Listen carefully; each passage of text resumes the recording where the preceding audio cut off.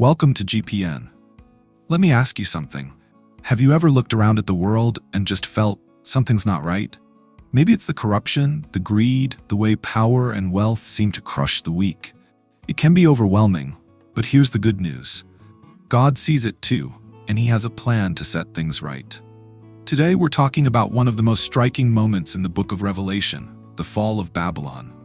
Now this isn't just about an ancient city. This is about the entire corrupt world system that stands in opposition to God. And trust me, the way it falls is both terrifying and hopeful at the same time. First, let's clear something up. When Revelation talks about Babylon, it's not just referring to the literal city that once existed. Babylon is symbolic. It represents everything in this world that is built on greed, oppression, immorality, and rebellion against God. It's the system that tells people, you don't need God, just chase power, money, and pleasure. Sound familiar? Yeah, that's why this message is so important for us today.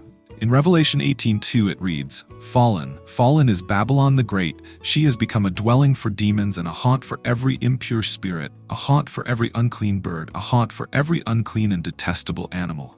That's not just poetic language, it's a warning, a judgment, and a promise that the corruption we see won't last forever. So what happens to Babylon? Well, Revelation 18 paints a dramatic picture.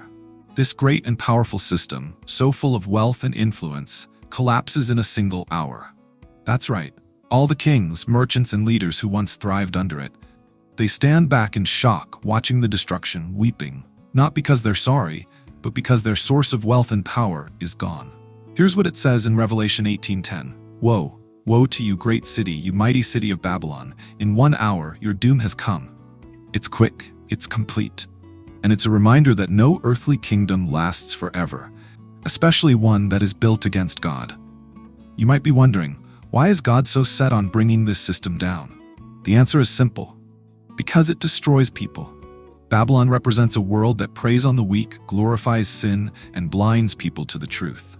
It seduces people into thinking that this life is all there is, and in doing so, it leads them away from God's love and salvation. And God, in His justice, says enough. Revelation 18:4 gives us a direct call from heaven. Come out of her, my people, so that you will not share in her sins, so that you will not receive any of her plagues. God is warning us. He's saying, don't get too comfortable in a world that's about to collapse. Don't build your life on things that won't last. And that brings us to our part in this story. What does this mean for us? We live in a world that can feel a lot like Babylon. It's easy to get caught up in chasing success, wealth, or influence. And listen, having nice things isn't the problem. The problem is when those things become our everything, when they take God's place in our hearts. So here's the challenge. Where is your hope? If everything in your life disappeared tomorrow, your job, your possessions, your reputation, would you still have something solid to stand on? If your hope is in Jesus, then the answer is yes. Because His kingdom, it's never going to fall. Now, I know this all sounds intense, but here's the good news. We're not meant to mourn Babylon's fall, the system of the world. We're meant to celebrate it fall. Because when Babylon falls, it means justice has come. It means the pain, the deception, the evil that has ruled for so long is done.